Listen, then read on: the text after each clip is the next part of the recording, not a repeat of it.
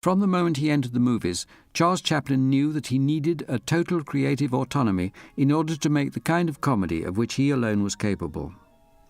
This autonomy he finally achieved in 1918 when he built his own studio. Hollywood was then still rural, and the studio rose up among the orange groves in the grounds of an old mansion. Disguised on the outside as an old English village street, the interior of the studio was, for those times, state-of-the-art.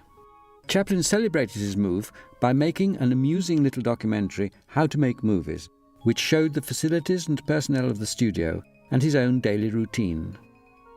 In fact, the film was never assembled or released, and this precious view of early Hollywood was not seen until 1959, when Chaplin included some shots in his compilation, The Chaplin Review.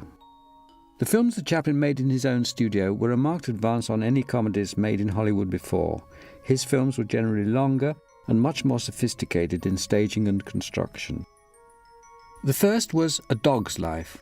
Chaplin found an excellent co-star in the person of a charming mongrel dog whose battle for survival with the other dogs of the quarter is satirically compared with Charlie the Tramp's own struggle for a place in society.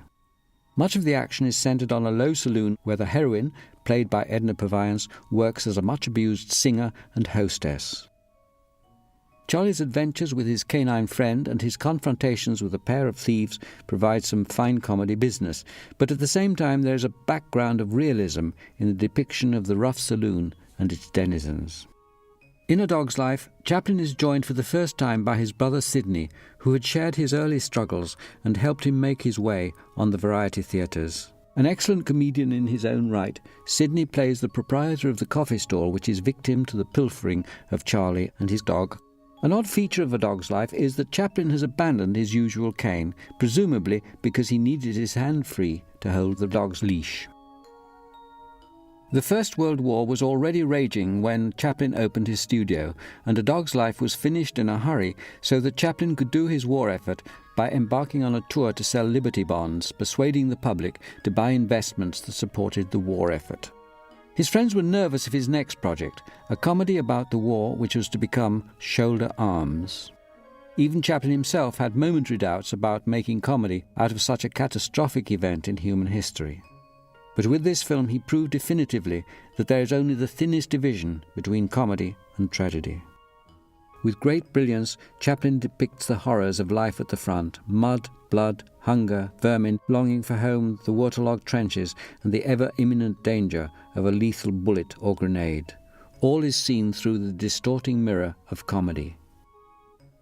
Few directors exerted such discipline upon themselves. His original plan was to show the little hero's home life before the war. In the end, though, he simplified the structure, discarding reels of wonderful comic material he had shot. Despite all the initial fears, Shoulder Arms was and remains one of his greatest successes. No one appreciated his comedy of the privations of life at the front more than the very men who had themselves endured it. The third film in this collection is The Pilgrim. Made in 1922, this was Chaplin's last film of less than normal feature length, and the last also in which his leading lady was the charming Edna Purviance. The film is a gentle satire on small-town life and religion. Chaplin plays an escaped convict who steals the clothes of a bathing clergyman and by chance lands in the township of Dead Man's Gulch, where they are just awaiting the arrival of their new pastor. The ex-convict fulfills his new role in a somewhat unconventional way, and as a result seems to experience a sort of reformation, naturally in part effected by love of the beautiful Edna. When the film first came out, it suffered a good deal from censorship in some more puritanical states and cities of the United States. Today we have no such problems with this charming comedy and its sharp but good-hearted fun at the expense of the small hypocrisies of life. These, then, are the three films which, slightly re-edited, Chaplin chose to put together as The Chaplin Review, and for which he composed new musical scores and, for The Pilgrim, even a theme song, Bound for Texas.